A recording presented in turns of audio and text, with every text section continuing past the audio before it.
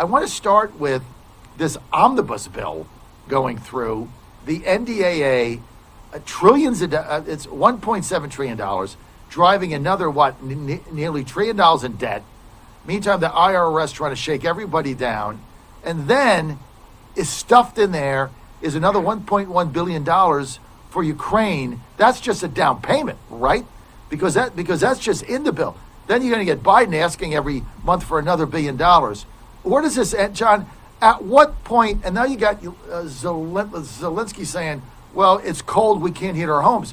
What about Americans in New Hampshire, in Maine, in Vermont, in the Dakotas? They can't heat their homes either. They have to choose between food and fuel. But that doesn't matter as long as we continue to give money to Ukraine that then ends up in Democratic coffers through FTA. Colonel, can you explain what is going on here?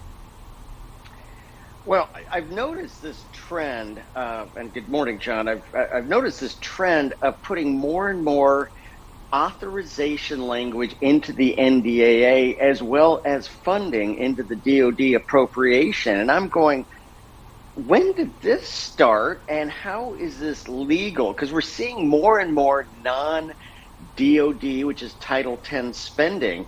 I think we need to drill into this, and we need to hold it's all about the legislators. And if the OMB at the White House and Congress agrees to it, they can do this. But I mean, come on, why are we the aid to Zelensky is actually Title 22 State Department. Why are we sticking that into NDAs? But there's many things that are not even closely related to Department of Defense that are being stuck into the National Defense Authorization Act. Now, obviously, it's the only authorization we need. Everything else in the U.S. government is irrelevant.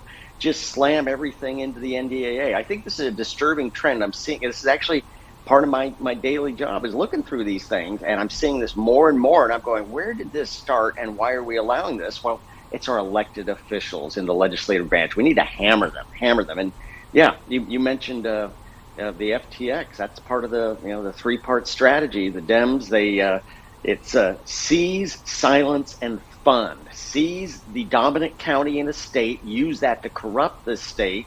Silence. Now we have an organized conspiracy to silence Americans led by the U.S. government. Elvis Chan revealed that. It's fact. It's not conjecture anymore. And then fund, use FTX to just fund. I mean, that was crazy. That was their strategy.